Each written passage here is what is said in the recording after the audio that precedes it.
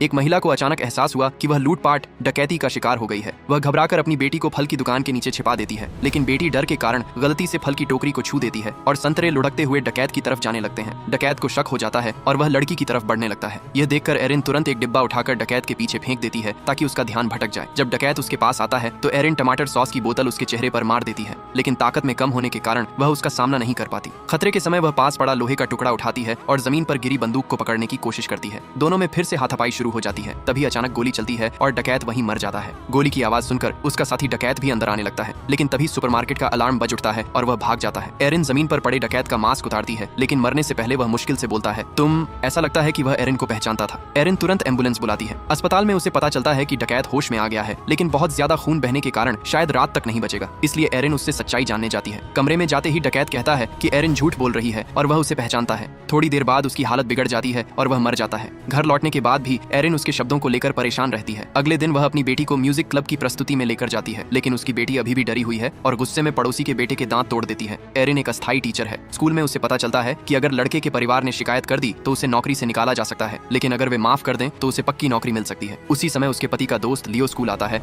और बताता है कि सुपरमार्केट के सीसीटीवी में सब रिकॉर्ड हो गया है। एरिन ने डकैत से लड़ाई की और गोली चलाकर उसे मार